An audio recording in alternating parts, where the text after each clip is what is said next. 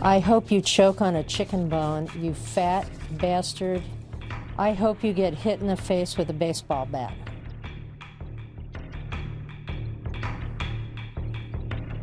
Domestic violence expert reading some of the threats she's gotten. Her name is Alyce LaViolette. She spoke for the defense even after Jodi was convicted of first-degree murder, premeditated murder, and the jury determined that the way she butchered Travis Alexander was especially cruel. This domestic violence expert, Alyce LaViolette, still apparently doesn't believe that Jodi killed in cold blood. Listen to this. I agree that she slaughtered him. I don't believe she was a cold-blooded murderer. I believe she was attacked and that she initially struck in self-defense and then lost it. Actually, if you look at women, I went around and sort of did an informal poll on women, and I said, if somebody attacked you and you had a knife, when would you stop stabbing them? And every single person said, I don't know.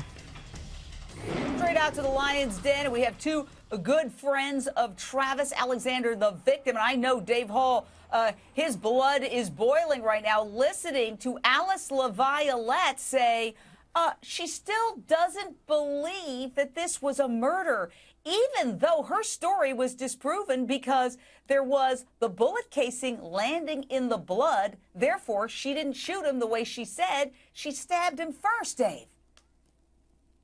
Yeah, and first of all, Jane, I just want to say I got your copy of your book over the weekend. I'm not all the way through it, but definitely a great book. Everyone should grab a copy of it. But I've got to just say about Alyce LaViolette, she just makes my blood boil. The way she says that she believes that Jodi was attacked and this was self-defense, or at least a portion of it. When Jodi was up here just hours after killing Travis, having dinner with me, there wasn't a scratch on her. I guarantee you, if Travis went after her, he was a very physically fit guy. If he went after her, there would be some black and blue bruises all over her body. There's not an ounce of evidence that ever supports self-defense in any way, shape, or form. And how can it be self-defense when you steal your grandparent's gun and go to his house? Josh Denny, you're a dear friend of the victim, Travis Alexander, and I spoke with you for my book as well. She is accepting Jodi's stories at face value. I don't believe in threats against anyone. I think that's dirty pool. But I can understand people being very displeased with the fact that even at this date, she doesn't seem to be looking at the evidence objectively. I don't think she's. I mean, she's got a story. She's sticking with it, and she doesn't want to. She doesn't want to release that.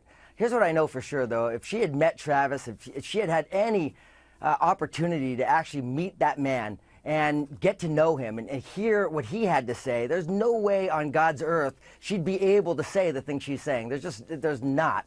You know, Travis was just an amazing human being, and had Alyce had that opportunity to sit with him and hear both sides of the things. There's no way she wouldn't have represented Jodi at all.